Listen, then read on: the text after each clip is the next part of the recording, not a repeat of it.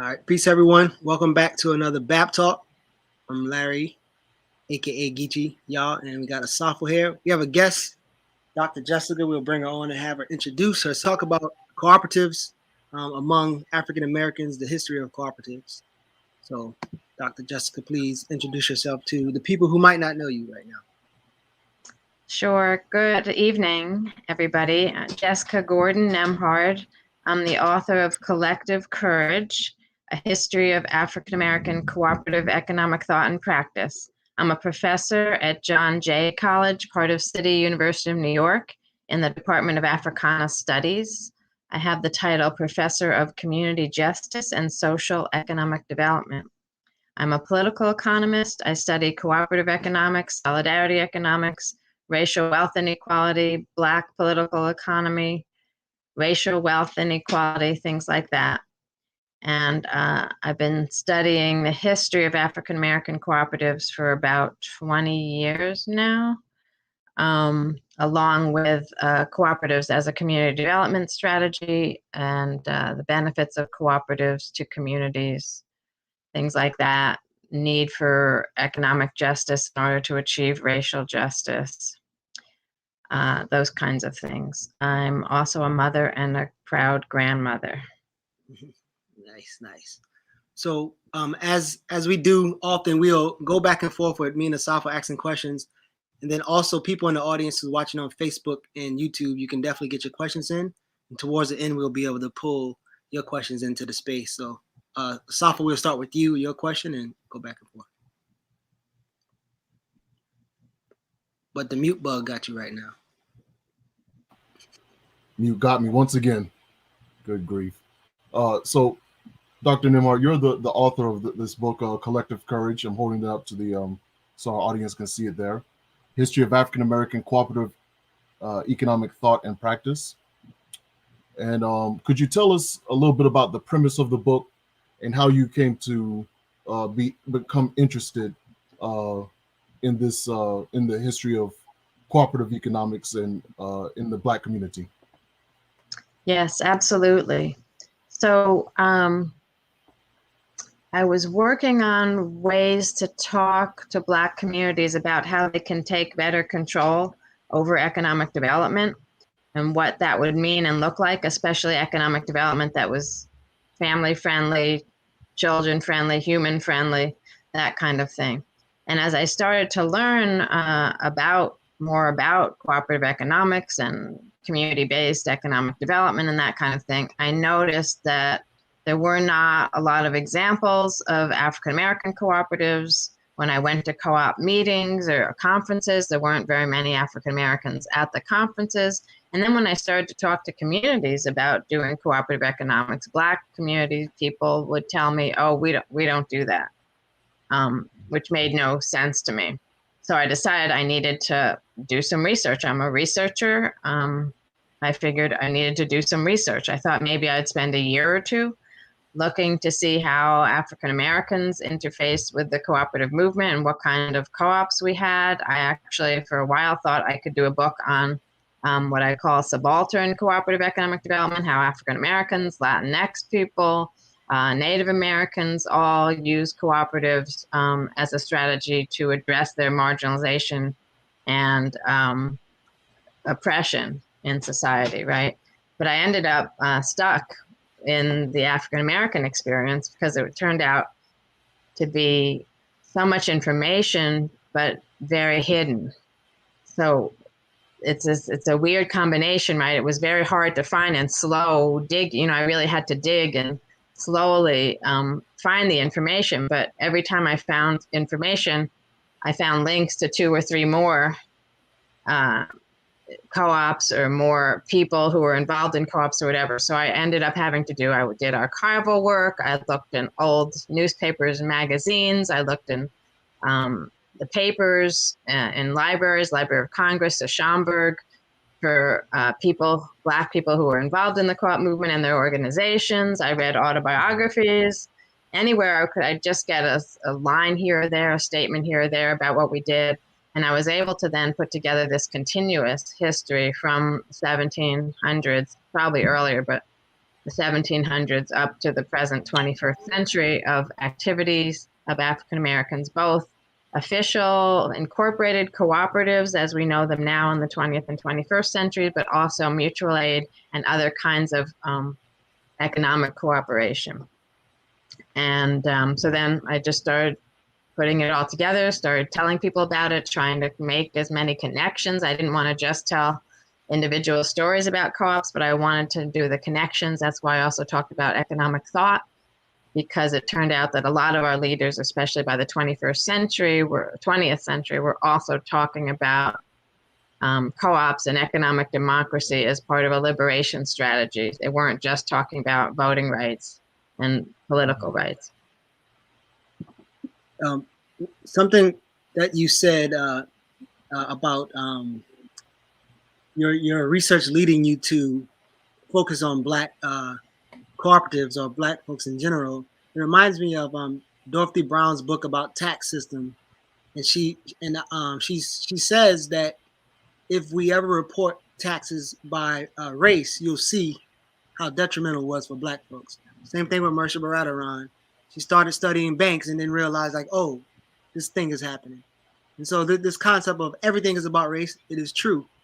But it leads me to a question of each of these books has something to do with capitalism, right? And so what you'll hear in every space that capitalism works and it pulls people out of poverty and all these other crazy things. But in your study of cooperatives, how does that help with poverty? How does it respond to capitalism? Like what has your research shown you about that economic system and how to survive and respond to it? So the research that I have done looking at alternatives to capitalism and the ways that cooperatives have tried to mitigate and reduce the harms of capitalism is really my focus. So the work that I've looked at, I'm looking at where capitalism has failed, where capitalism has not helped anybody or has hurt people, right? So undermined communities, undermined workers, underpaid workers, kept people in poverty, kept people in poor housing, and then people came together, joined together to actually, in most of my cases, people joined together first just to study their situation, just to come together and say, what are we going to do about this? So not be totally victimized, but try to find their agency, right? And then through that collective agency, finding a collective economic structure that could actually bring them out of poverty better, reduce the oppressions of capitalism, and provide benefits that weren't just for individuals or families, but for a whole community or a wider community. And so my book is really about, right, the places where capitalism failed and the ways that African Americans as human beings asserted themselves to say, there's got to be another way to do this. And I often say part of the journey of my book is, you start out, a lot of the original stories about how co-ops started and who came together to form co-ops is about that survival, right? We had nothing. And so the only way to survive, to feed our children, right, to get healthy food, to keep some of our cultural practices together was to join together, to pool our resources and to handle it for ourselves. But rapidly, you see that things that started out with just survival motivation, actually people then realized the power they had when they came together, when they pooled those meager resources, right? They shared the risks and then shared the profits. They pooled resources that enabled them to leverage other resources. They create businesses. They created food where they didn't have food, jobs where they didn't have jobs, housing where they didn't have housing, credit exchanges, democratic credit exchanges when they couldn't get access to credit. And suddenly they also learned that they were creating a whole interlocking system of a better way to live and a better way to produce the economics that that we need to survive. And so it rapidly became more than just survival, but sort of a liberation strategy and a strategy of what some of us call economics of abundance rather than an economics of scarcity and extraction, right? So these are economics where we're all working together and sharing together, and we're creating an abundance so that we can all make it, not just letting a few trickle up and leave the rest of us behind. So our audience, we had a previous BABTalk with Professor Mal Hyman of Coker University here in Hartsville, South Carolina, and he spoke with us briefly about cooperatives and the solidarity movement and the solidarity economy. So our audience is somewhat familiar with the concepts. Could you explain to our audience further what exactly is a worker cooperative and how are worker cooperatives managed and their benefits compared to the traditional way of doing business or managing businesses? Right. So all cooperatives are values-based, member-centered enterprises. So it's a way of doing business where the people who are involved are called members instead of profit maximization, which is what capitalism does. We're talking about addressing needs and addressing needs in a way that creates profit sharing and democratic governance. So cooperatives, all cooperatives are companies where the members have one vote each, so you don't have more votes because you have more stock ownership or because you put more money in, so everybody has an equal vote. You're addressing a problem like rural electricity, right? It was a huge problem at turn of the 20th century. How do you get electricity out to rural places where there's one person for every 5 miles or one family for every 5 miles, right? A capitalist business will not electrify a rural area because it's not cost effective. They can't make a profit off of it. They have to put too much money into putting in the lines, and there's not enough people using the lines, right? So you don't electrify rural. Most of the United States was electrified through cooperatives, rural electric cooperatives, for that reason, because the capitalist companies wouldn't go in there. They couldn't make a profit. So they didn't electrify rural areas. So in the US, we actually luckily had a program. And by the time of the New Deal, that's the Tennessee Authority and all that was all about helping electrical cooperatives to operate. And so what they did was they pooled all the people in a region who needed electricity but couldn't get it through an existing company. And those people pooled their need, pooled their money, and then were able to get the wires through and get electric co-ops who weren't worried about the profits. They were worried about making sure to fill the need and to give high quality services to people. So you can look at almost any industry like that. Now, worker co-ops are where the workers themselves, the employees, actually own the company. A lot of co-ops, it's the consumers, right? The people who need it, like the electric co-ops, the people who needed the electricity pooled together to create those co-ops. For worker co-ops, you can either convert an existing company. The owner can sell to the employees and they can then reorganize the company as a co-op, or that you can start from the beginning as a co-op. And that's where you bring people together who are going to be the ones working in the organization. And again, it's the same issue. You're not trying to maximize profit so much as you're trying to address a need. You want good, high quality, well-paying jobs. You want the jobs to be doing a service or creating something that's needed in the community to address a community need. And then you want to organize democratically. So everybody who's a member gets a voice, a vote. The co-ops have what's called annual meetings. Sometimes it's once a year, sometimes it's once a quarter, sometimes it's every month. The annual meetings are where the whole membership gets to vote on policies and that kind of thing. And then most co-ops have the membership then elect a board of directors, and the board of directors runs the company.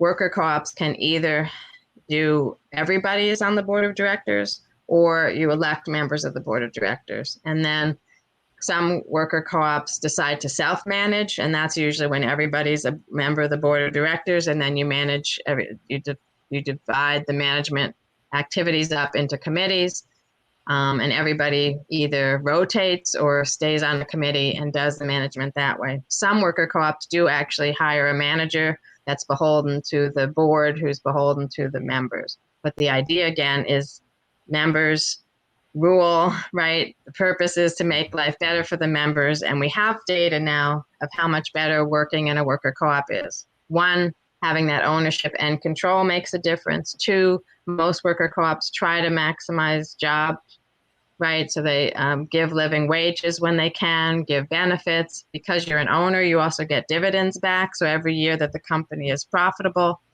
you get to share in the profit because you're an owner as well as a worker, right?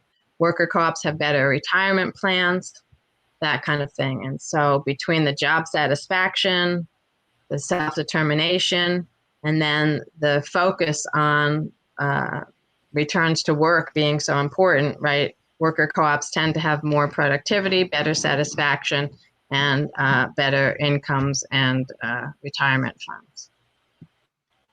So speaking of profit, I want to talk about the other profit, the kind of profit who can tell the future. Many economists probably play the role of profit because they can kind of predict things that's happening.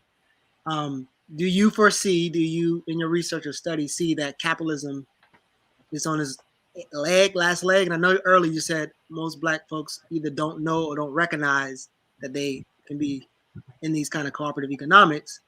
But again, do you see capitalism as something that's failing? And then how can you suggest that this is what we probably need to do in a post-capitalistic society? Right. So let me answer that in two ways. First of all, capitalism has always failed people of African descent. Capitalism, industrialization, and racism all actually started together around the African slave trade and enslavement of African peoples, so that capitalism has always been built on the backs of exploiting African peoples and of pitting exploited peoples against each other so that they don't have time, energy, or recognition of who the real enemy is. So in some ways, right, capitalism has always failed us. It continues to fail us. But if you don't, look at racialized capitalism in that way, and you're not thinking about that whole long trajectory, we can also look specifically at the 20th and 21st centuries, and we can see the ways that capitalism is failing itself, right? It's not, it doesn't have self-regulating mechanisms to save itself from excesses, right? It overexploits human beings and overexploits the natural world. We're seeing that, especially the overexploiting of the natural world part, right, with climate change and all that. It doesn't have any mechanisms for protecting the environment. It has no mechanisms for protecting human beings from itself. But it does have this really scary, uncanny ability to recreate itself, right? So there's been several times when capitalism has really pretty much failed, but it recreated itself, and because it's a political economy, it gets control of the politics. The politicians save it, right? So the New Deal, and during the Great Depression, the New Deal saved capitalism, right? Because the politicians decided that they had to save capitalism. 2007 to 9, the Great Recession, right? Again, politicians saved those banks. Those banks should have gone under. We should have created a whole new credit union system of community credit and democratically owned credit. But no, what did we do? We said the banks were too big to fail, and the government came in and saved them, right? Now we're trying to do the same thing through the pandemic, right? The capitalist model doesn't work that well in pandemics. It doesn't work well in crises, but the politicians every time figure out a new configuration to save it. I think what's different for the Black community right now is between the Great Recession and the pandemic, we're finally seeing that capitalism might not be the system that we want to save, right?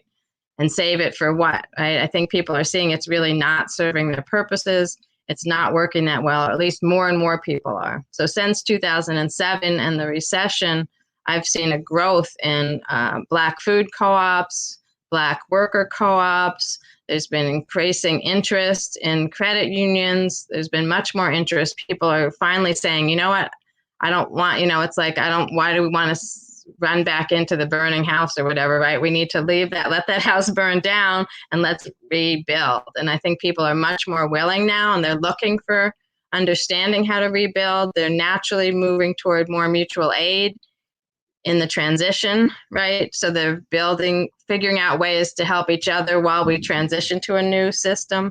And they're refusing some of those really horrible jobs that were either making them sick or not protecting them or whatever, that they were more obvious during the pandemic, right? People are really refusing to work under those conditions anymore.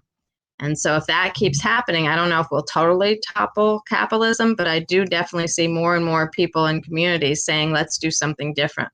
Let's go back to our humanity and find those solidarity, economic, cooperative systems that really, right, touch our humanity and really allow us to be human beings rather than, wearing us down and oppressing us. So I don't know if that really answers. That's not exactly the answer you wanted, but that's how I see it. So let me ask you, how does you mentioned environmental sustainability as well? How does the solidarity economy respond to climate change, and how does it is it an answer to ecological collapse? Does it provide a way out, or does it provide a new way of living under a new, I guess, the way I would call it, an environmental regime, if you will, under the domination of climate change? How does worker cooperatives and the solidarity economy respond to that? Right. So it's not an automatic. Actually, I used to say it was automatically that people who were in co-ops were worried about the earth and all that. And partly why I used to say that was because co-ops are so locally based, right? You live and work in the same place. Usually, again, you've started a co-op because you're concerned about something in your community and trying to sustain your community and address a problem that already was undermining your community. And so in that sense, it's sort of a natural, right? Co-ops are a more natural way to address both human need and the world around you. Unfortunately, there were a couple of studies that found that not all co-ops are that ecologically minded.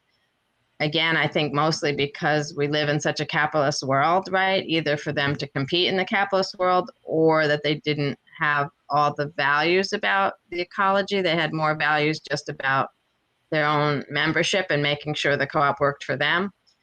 So there are some co-ops that don't. But again, there's a growing, especially in the worker co-op world, there's a growing recognition, right, that a good job and economic democracy also means being ecologically careful, right? Partly ecological care is for our own health and safety, right? And partly because we also believe in sustainability and taking care of community and that kind of thing.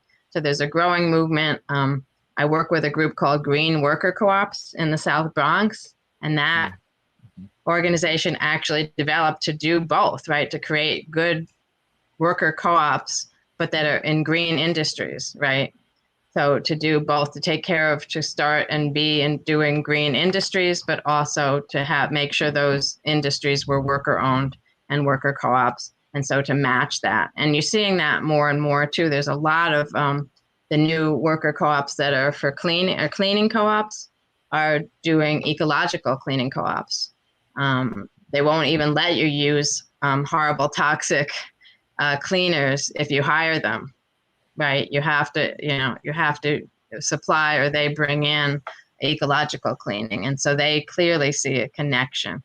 And so there is this growing recognition, right, that we need to protect ourselves and the earth, and that doing this through co-ops where we have a much more local focus, we have more direct say in how we do things, that people are choosing to keep the ecology in mind as well.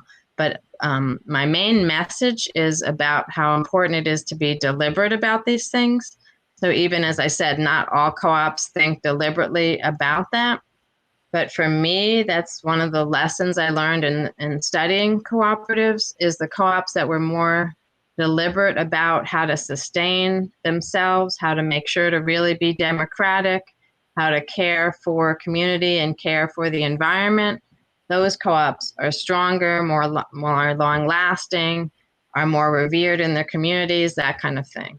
So as I guess in most things in life, the more deliberate, planful, strategic you are, right, the stronger and better And that's the same for co-ops. I've also found that the co-ops that really connect with the broader solidarity economy also tend to have more of these values about making sure the environment is stronger and protected and cleaned up.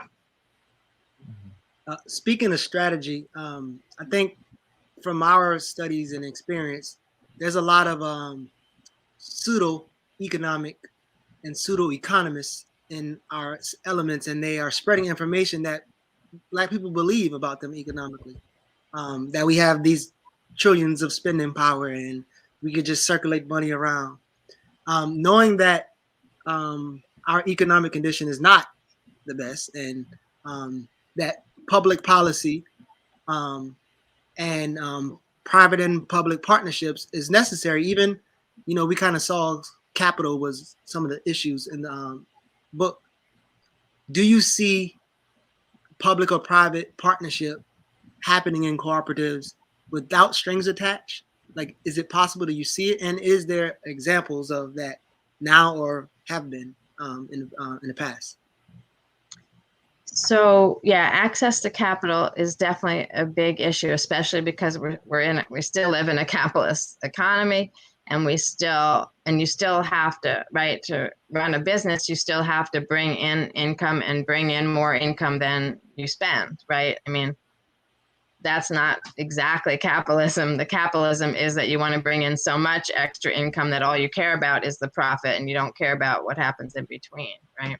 So definitely access to capital is an issue. It's an issue particularly for African Americans trying to do alternative economics, because we also, again, are the lowest of the low, right? We're the last hired, the first fired. We get the lowest salaries. We have the lowest amount of wealth, right? Well, most small businesses operate because people either have inherited wealth or they have access to credit card debt that they can use to start their business, right?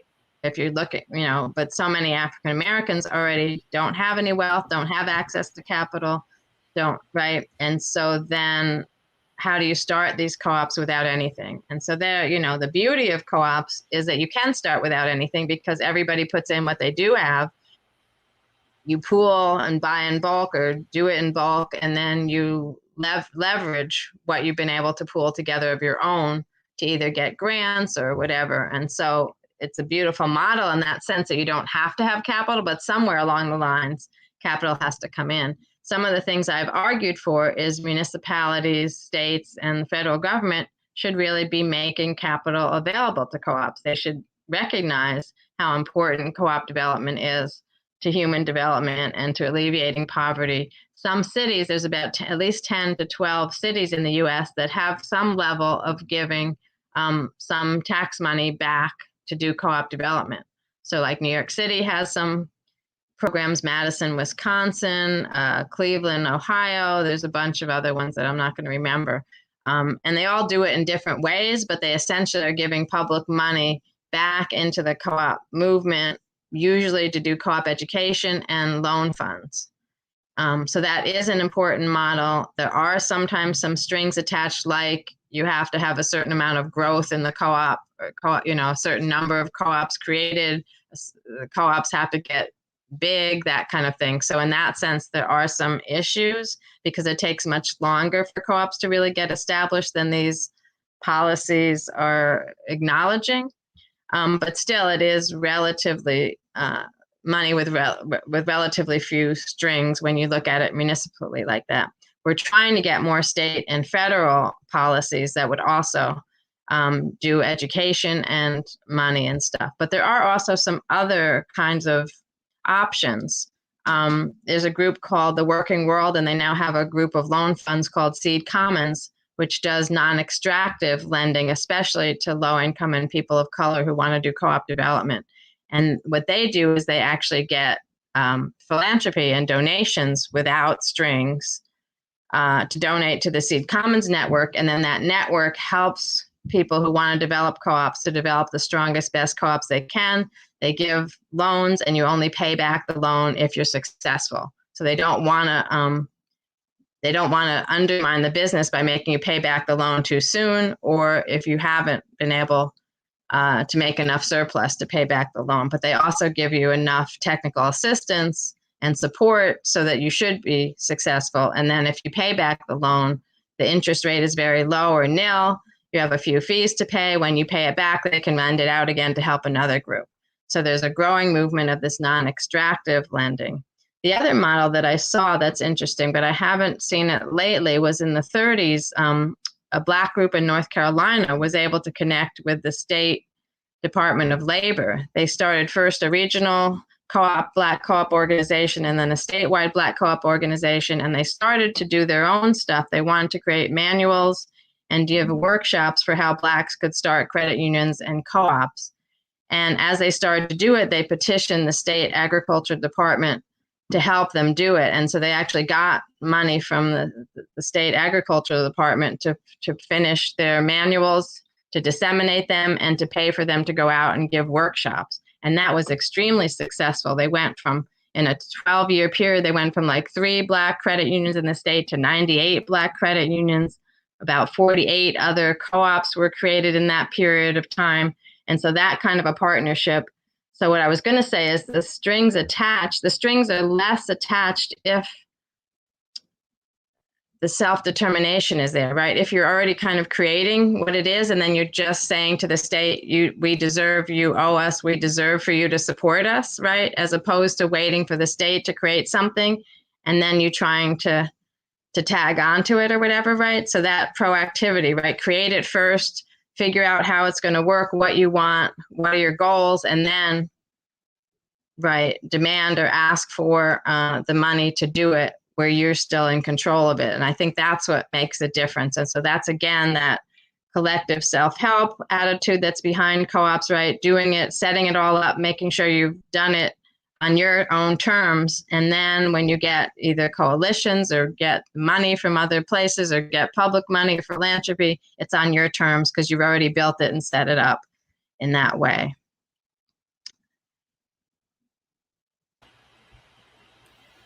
So,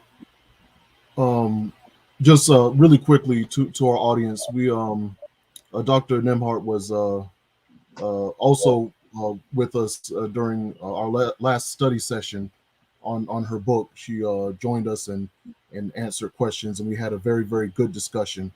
One of the topics that we wanted to cover but kind of ran out of time before we could cover it at length was the role of Black women in the cooperative movement.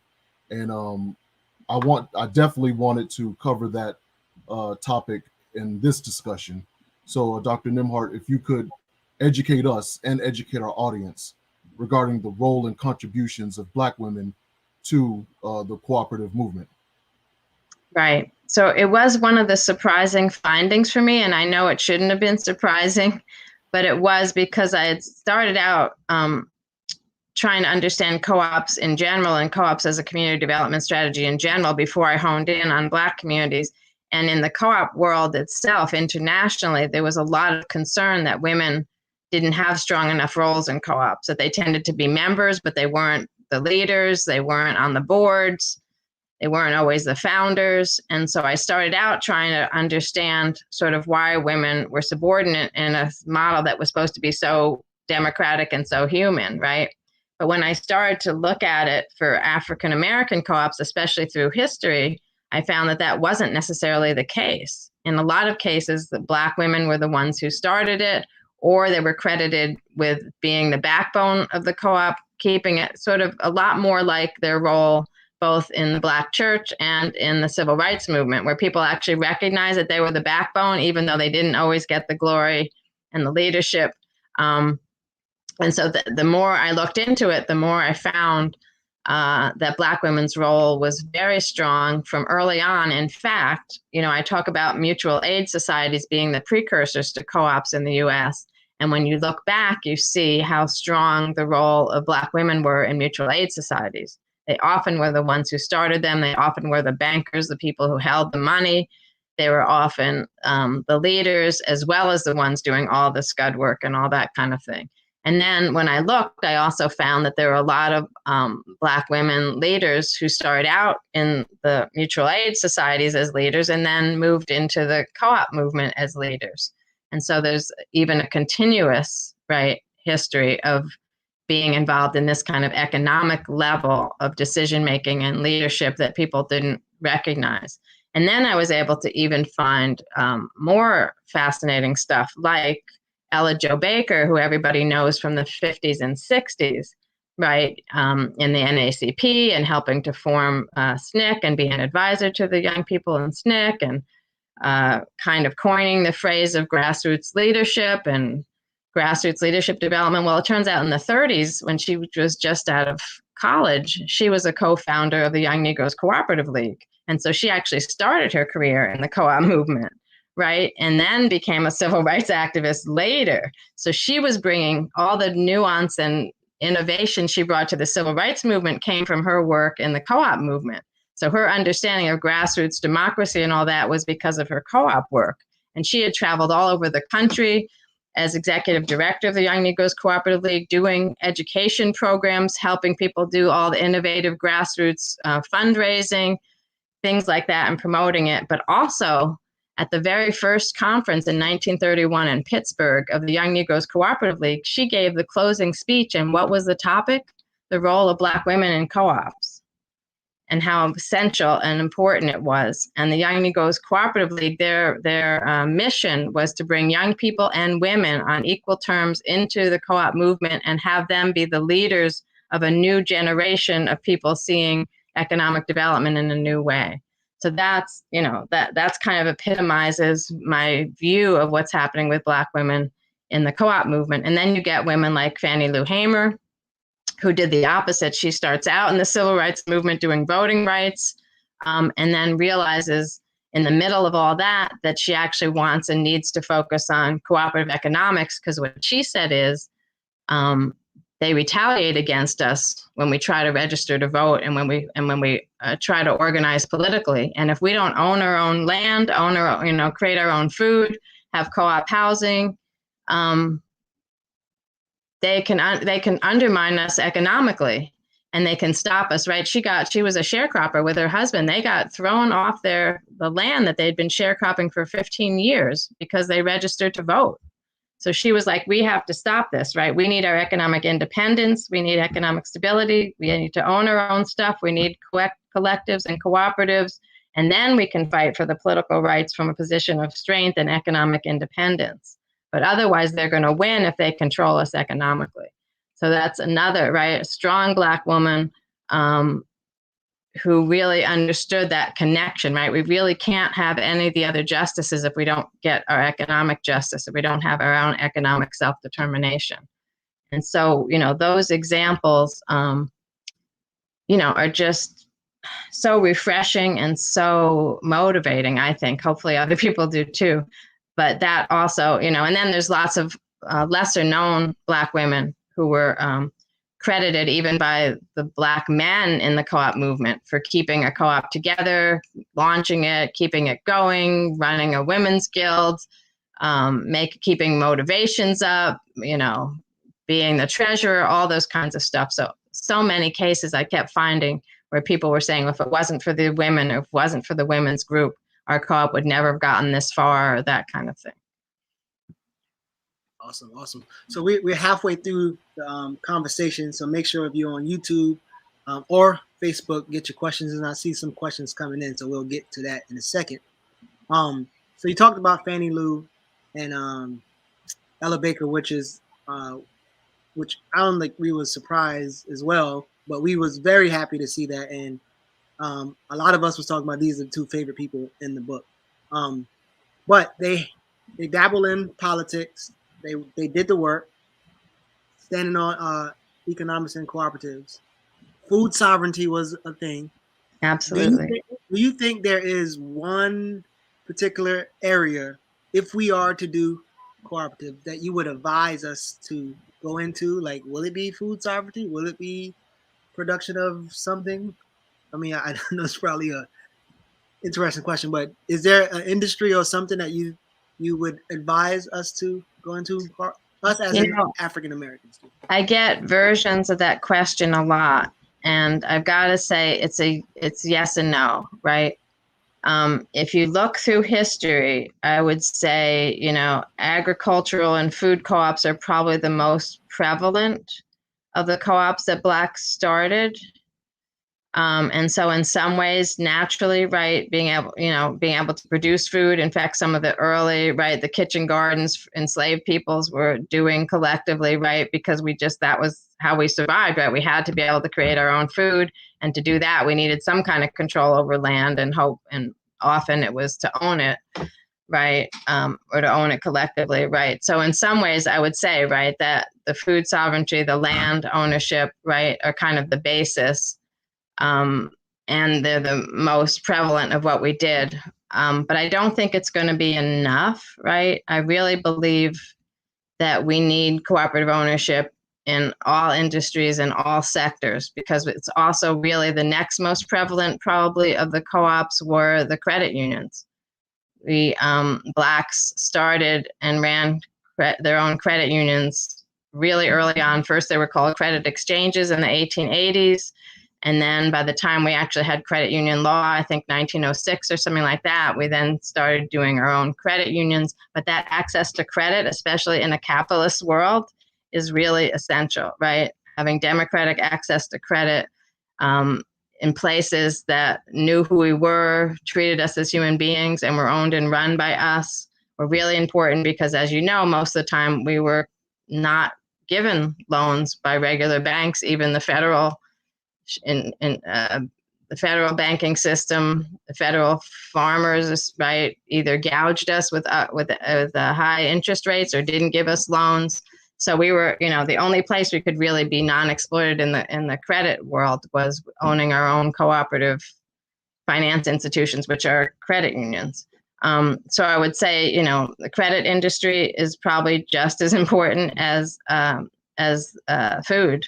But I also think if we're really talking about transforming society and moving past capitalism, right, then we need to apply co-ops to everything we do. We need co-op housing, right? That's the best way to make affordable housing. We need community land trusts. We need worker co-ops, right? Every way that we produce and every way that we create services, right, should be owned together collectively in non-exploitative ways, so that all workers get back the return that they deserve for the work they put in, right? And we won't really be able to change the values and the way society operates if we don't change the nature of work, right? If we don't really democratize work and democratize the ownership of capital and the ownership of production. So I really can't and don't want to say there's only one. If we just do one industry, we'll be good. But I do think that it's probably true that we can build up to things, right? So there's some natural things that might happen first that we can embrace. And then after we do that, one of the visions of the Young Negroes Cooperative League, for example, was to do just that, to start small. Wherever you had 2 or 3 people come together and do a buying club or something, then they could find other people like them and do a store, and then do a credit union, then do a regional credit system, and then do regional co-op factories that feed into it, right? So building up, starting wherever the greatest need is, starting small, but then connecting and federating and working up and building up to taking over sort of all the systems in whatever order makes sense for that region.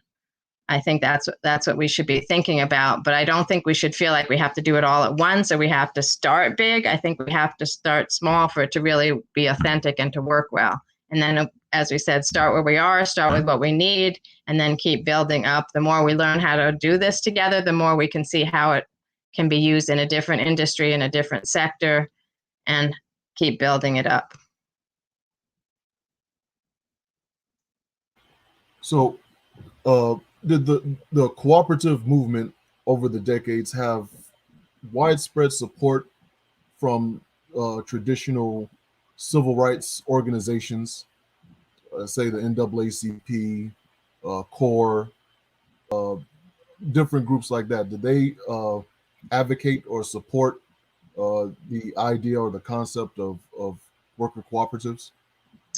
Not really. Definitely not widespread support. Again, what I found was, at first I thought they didn't give any support, but then I found out that they quietly did support in different ways. So like in the 60s, actually basically all the major civil rights organizations, the ones you named, did actually come together and have a meeting about economic condition, especially of Blacks in the South, and they realized there needed to be, that co-ops were a good solution, and there needed to be a regional organization. So they all helped to bring money, had a meeting, and helped to organize the Federation of Southern Cooperatives, which still exists today, 54 years later, as a regional co-op development association. And they're also a land fund to help Blacks keep their land, and especially to keep it by doing cooperative farming, that kind of thing. So they did quietly, help to create the Federation of Southern Cooperatives.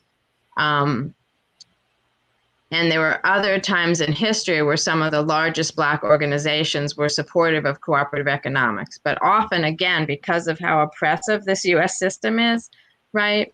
If you even talk to people who were in some of those organizations in the 60s, they'll tell you that because of red baiting and the McCarthy era in the 50s, which was so anti-communism, right? Co-ops were considered communist and socialist and a bad word. And so most of the time, those organizations stayed away. They didn't publicly say they were supporting cooperatives. They didn't talk about it publicly because they didn't want to be red baited. They didn't want the government to come after them and blacklist them. They also didn't want debate in the Black community about it because, some people still were fighting and arguing for Black capitalism. Some people were more right. So they kind of underground did it. And a lot of other groups like that, the Colored Farmers National Alliance and Cooperative Union, which was a co-op development organization, a union, a organized labor union, a political party, and a Black populist organization. It spent most of its time in the 1880s underground because, right, remember, that's the rise of the Ku Klux Klan and white supremacy and Jim Crow. And so the powers that be didn't want to hear Black people talking about removing themselves from the capitalist system and having their own stores and their own credit unions and that kind of stuff. So they were under attack all the time. So they didn't really talk about it publicly. Most of their meetings were underground. You didn't know. Everybody whispered about when they were. And so I think that notion that we couldn't talk about, don't bring too much attention to the co-ops because of all the opposition, right? There's white supremacist terrorism that happens. There's political repression. There's economic retaliation. There's financial sabotage. So some Blacks didn't even name their co-ops co-op because they didn't want to bring attention to it and get all that retaliation and sabotage against them. So we also have this,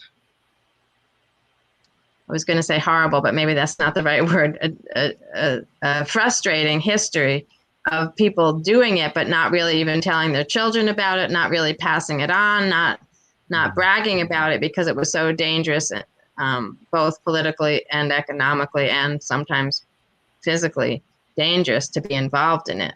So it's a real contradiction that we were still kind of practicing it, but not labeling it, not talking about it too much, and people didn't really realize or know too much about what was happening, even though we have this continuous history and legacy of people doing it. I don't know if that answered your question, but it does. I would add. Let me do just a quick follow-up question. Now, I would suspect that because of the history of the Black church, cooperative economics would have been kind of baked in, if you will, into the development of Black churches.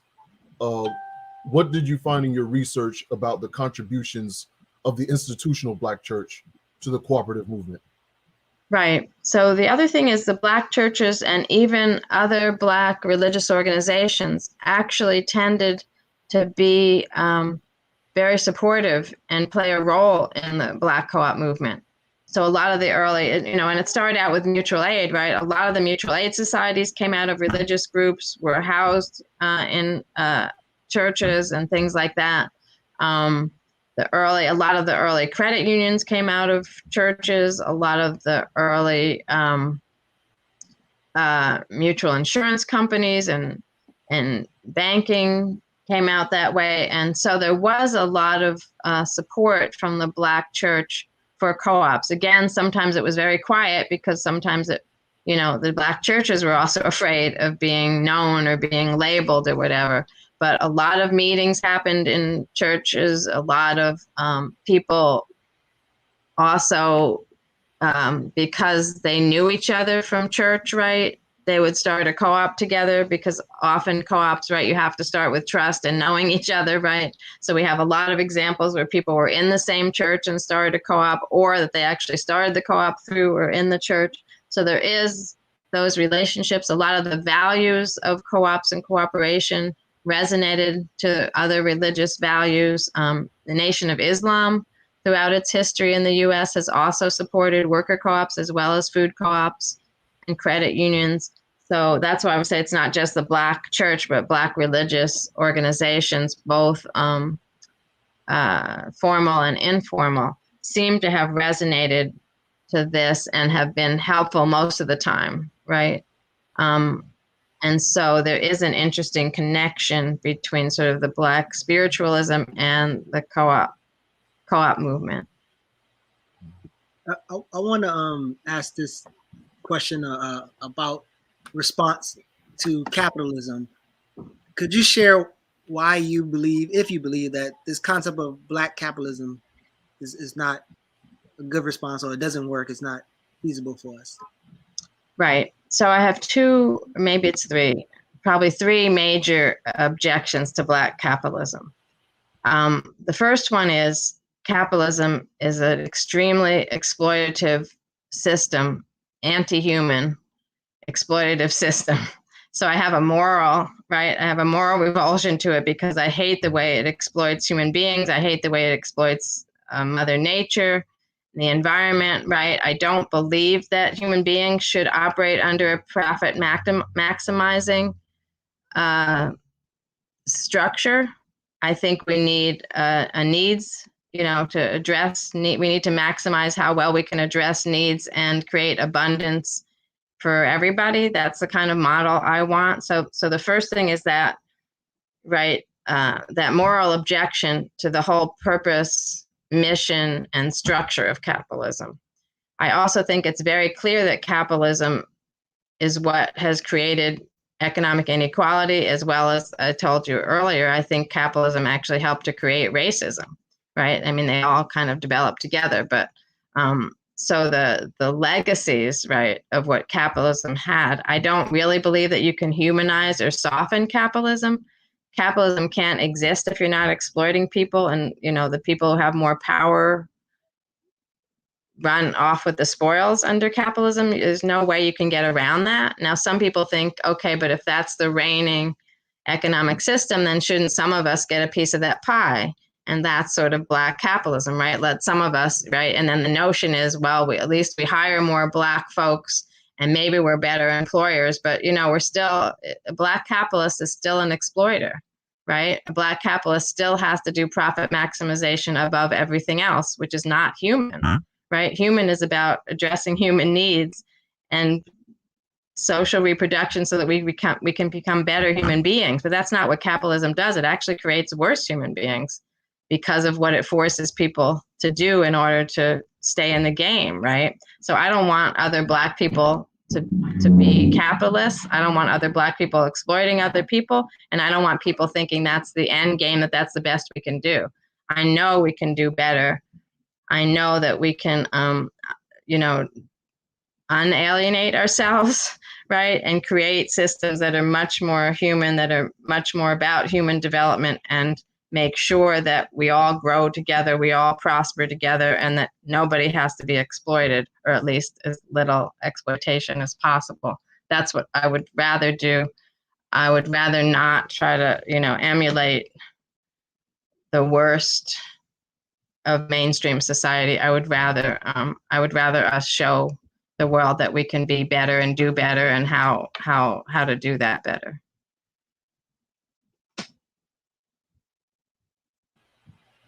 So the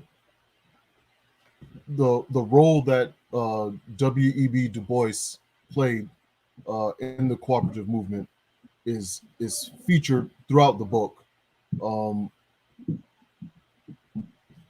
Could you speak with us for a moment about the role, the pivotal role that Du Bois played in popularizing and advocating for cooperative economics? Right. So let me just correct one thing. I don't know that Du Bois had a pivotal role.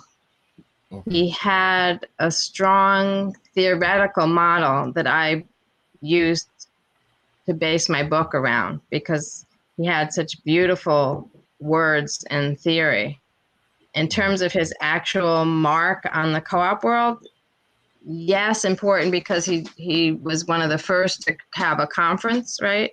So in 1907, he had a conference on Black co-ops and brought people together to talk about and document. He documented Black co-ops in a book that came out of that conference and in an earlier book on Black business development where he focused on cooperative economics.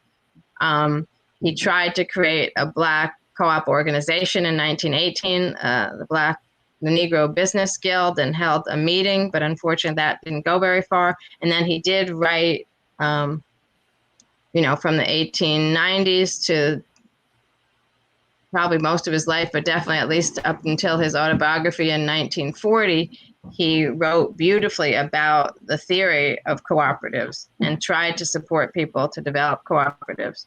So I hesitated about pivotal because I would say the Colored Farmers Alliance and Cooperative Union in the 1880s with about 1 million members was probably more pivotal in terms of how many co-ops got built in that period of time and what they were doing.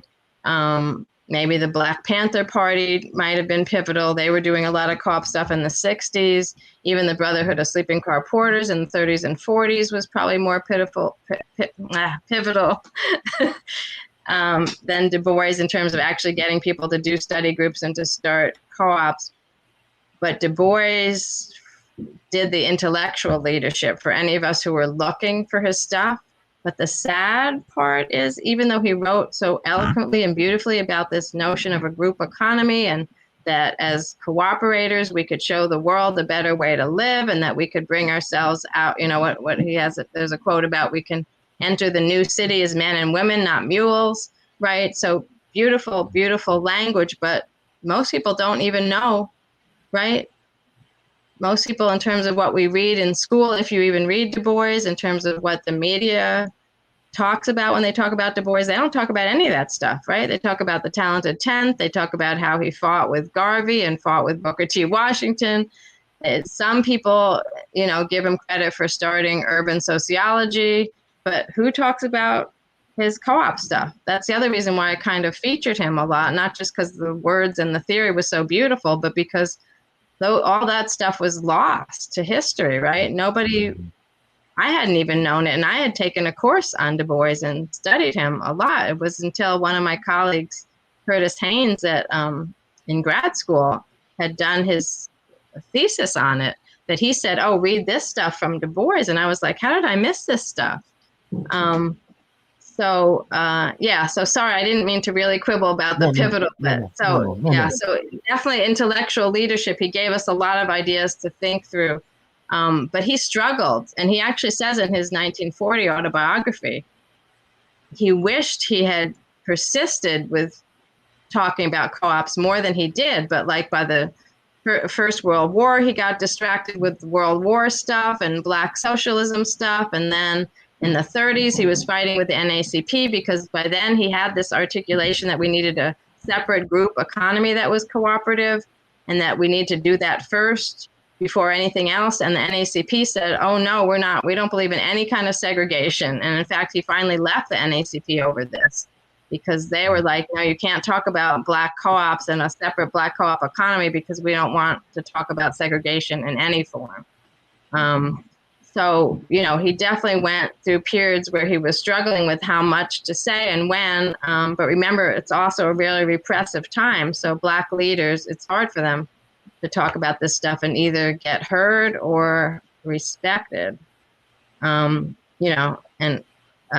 I think there's, again, what should I call it? The contradictions and tensions, right, in the world and in history.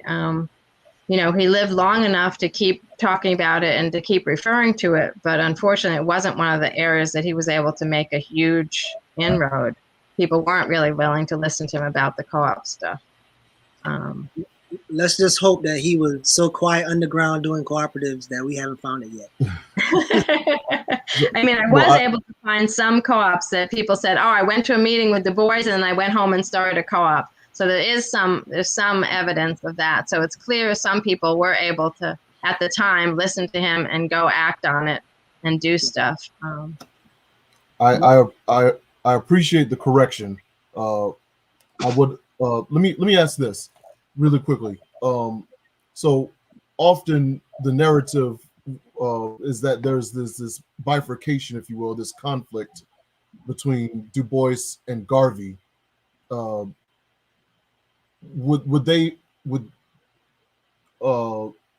you think that there was some type of overlap in their economic views when it comes to cooperative economics on this issue? Yeah, there definitely was. I mean, Garvey wasn't totally about co-ops, but he was definitely about some kind of democratic governance of collectively owned things, right? And Garvey's important point was that we need to have economic control, right? We need to control our own economics. We need economics that connects Blacks in the US to Blacks in the Caribbean to Blacks in Africa, right? And then we need economic systems that help us to do that trade and whatever. And those things should be joint stock ownership, right? And some kind of democracy. So in that sense, they were very similar. They had a similar worldview about, right, Pan-African democratic economic ownership and control and self-determination. Unfortunately, they were very different personalities, came from different generations, right? So they didn't like each other's style, right? Garvey thought Du Bois was too elitist and puffy or whatever, and Du Bois thought Garvey was too populist and whatever. But I did find an interesting note after Garvey was deported and after his, the Black Star Line and the Negro factories were all dismantled because the government didn't want them to succeed, but also they weren't really managed that well, unfortunately. But Du Bois actually writes a letter to the Department of Commerce. I have this in the book. And he says, please return the people's pooled savings for all the joint stock that everybody bought, right? I forget how many Blacks bought $5 shares into one of those two businesses. He said, please return that money so that people could reinvest it into another joint program rather than be discouraged and feel like their efforts to pool resources and do something meaningful with it are destroyed. Of course, the Department of Commerce didn't do that. They didn't return any of the money and they didn't, right? But it was interesting that, Du Bois put aside any of his arguments with Garvey to actually try to support what Garvey had started and to try to keep it going. So as we wrap up, there's actually a question from a Gullah comrade who's in Gullah country, Freetown, Sierra Leone. He happens to be a Garveyite. So, and we know Garvey, Garvey is rooted in Pan-African thought, and W.E.B. Du Bois as well, right? He did conferences, but he obviously didn't talk extensively about cooperatives at any of those conferences. But his question is, how do you see the cooperative system operating in the context of Pan-African economic development? Right. So I think that cooperatives are and can be and should be a central aspect of Pan-African development. So even though I talk about starting small and starting local, right? I still believe that because I believe you've got to start small and local to get everybody into the practice of economic democracy, and that has to start small. But I believe in these federating, right? So all these interlocking, I believe in interlocking systems, interlocking supply chains, interlocking trade, right? So actually the Federation of Southern Cooperatives does do work with other Black co-ops in the Caribbean and in Africa. They do co-op training, they do co-op trade, et cetera. And I think we should build up, right? It's also a way, again, to go back to Fannie Lou Hamer's idea that we have to have economic self-sufficiency and economic independence before we can really fight for the rest of our rights. I think we need that not just in the US, but we need a Pan-African self-determination, economic self-sufficiency. And that would be through these interlocking co-op networks, interlocking co-op federations that are trading and working internationally. And the stronger we can get those linkages, the stronger that self-sufficiency between and among all of us, the Caribbean, Africa, all the African diaspora, I think the stronger economically we can be, so that then we can be strong politically. Thank you. So as we wrap up again, if there's any final questions, make sure you throw those in the software. If you have any more questions, do so. And I don't think there's a lot of comments, but not a lot of questions in there. Thank you all. We've been a gang of people for a whole time, so they're here to listen to all the cooperative talk. Asafo, you have anything? Great. Thank you so much for having me. It's really been a pleasure. Great questions, great conversation. I really appreciate it. Absolutely. So we got some people talking about the nuance and disagreements between Garvey and Du Bois. There was another question in here. Maybe it's this one.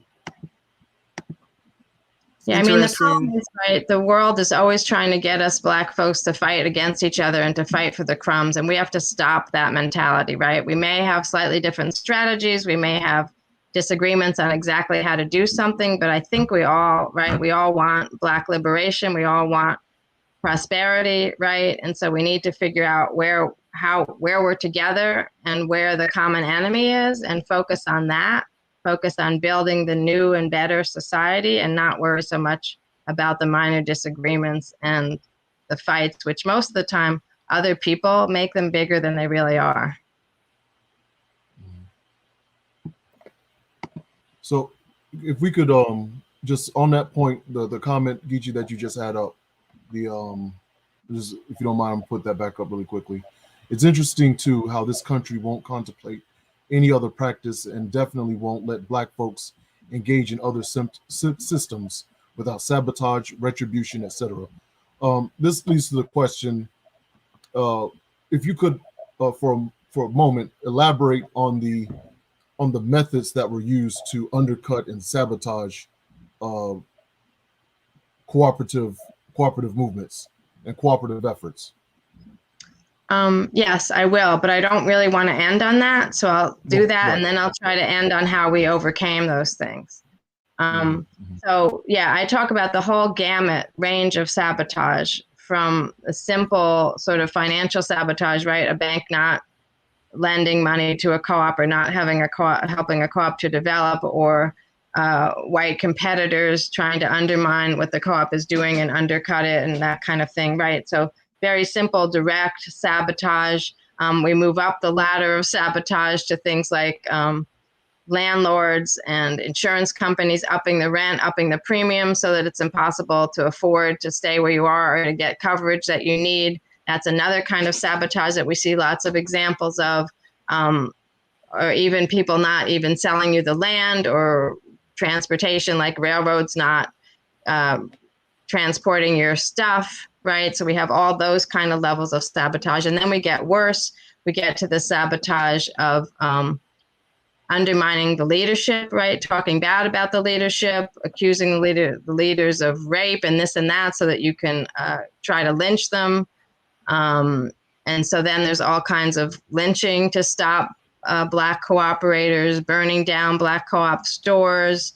One co-op talked about how they poisoned their water, so they didn't have a water system, right? So there's all those kind of levels of terrorism, right, and white supremacist violence. And then I would say there's also the state violence, right? the examples of the federal government not giving loans so that you could buy land or keep your land, or federal government doing redlining and things like that, right? So that's state violence. There's also state violence, I think, the whole ideology making us feel like doing cooperatives, doing cooperative ownership and mutual aid, that there was something wrong and criminal about that, right? That we were traitors if we were trying to practice any kind of socialism, communism, or collectivism. That's a kind of sabotage also, and it made it so that we couldn't even sometimes imagine a different future because we were so scared, right, that it was the wrong thing, or that it didn't work, or that we would be put in jail for believing it, or something like that, right? So basically there's spiritual, ideological sabotage, and then there's all these physical kinds of sabotage, and then there's the actual terrorism. And so we suffered that throughout the 400, 500 years of being here on this soil. And yet, right, I could still write a book and talk about this whole continuous long history of people continuing to do this, even getting up, right, like Phoenix out of the ashes, right? Even when one co-op gets sabotaged, or you have to go underground, or it goes bad because a landlord, upped your rent and you couldn't keep it open, right? People just kept going back and creating new ones, learning new lessons, but also not just the resilience, but also the protection. What I also found was a lot of co-ops were able to survive because the communities protected them, whether they actually went out there with their guns and stuff in front of your co-op to protect it, or whether they gave you loans or became customers of the co-op so it would last longer, or helped with the transportation, right? So there's all kinds of examples where if and when the community understood what the co-op was about and what it was doing, the community protected and supported and helped to sustain the co-ops. So there's, just great, wonderful histories and stories about collective determination, collective action on the economic side to both start and support and persist with co-op movement. Awesome. Dr. Jessica, is there anything coming up for you, lectures, books, or any projects that you're working on that you want to share? I'm working on a graphic novel version of the book for a different audience. Hopefully next year it'll be out. I will be there is a Black Co-op conference. It was supposed to be in Baltimore, but now it'll be virtual. The end of this month, I'll be talking about the role of women at one of the workshops. And what else am I doing?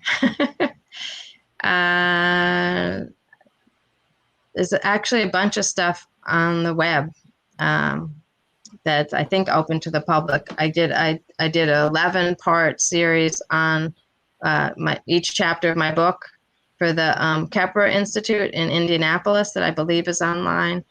For people who want to go chapter by chapter, I have an article on the case against cooperatives, the case for sabotage against co-ops and the case for reparations. That's in the Journal of African American History in 2018, I think, where I talk about a lot of the sabotage, but then I argue that we should use reparations money to do more co-op education and co-op development, funding and development.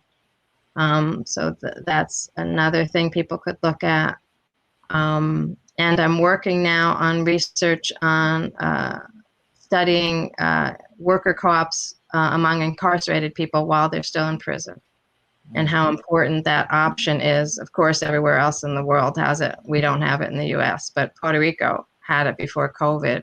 And I'm trying to study the different examples so I can explain the best practices and try to figure out how we could start doing that in the US. But how important it is, right, in sort of the worst, most marginalized, most dehumanized places on earth, right, in prison, that owning your own worker co-op in prison can make a difference and can help us think about different ways to abolish prisons. It's a bummer that I'm going to miss you in Baltimore. I do a lot of work in Baltimore and on with co-op, so we have to do the virtual meet again. So it's cool. Anything you got, Asafo, before we go? Thank you all for watching, and the people who are rewatching, you can still engage with us by commenting, and people will definitely dialogue with you in the comment section. Anything else? Well, I just want to express my appreciation to Dr. Nembhard for not only participating in the study group session with us, but also speaking with us here for our BABTalk show. Also appreciate our audience for the comments and questions, and for just viewing and sharing, liking and subscribing and what have you. So we're appreciative for that, and that's all I have to say. All right, y'all. Y'all have a good night. Appreciate you all. Thanks. Stay well.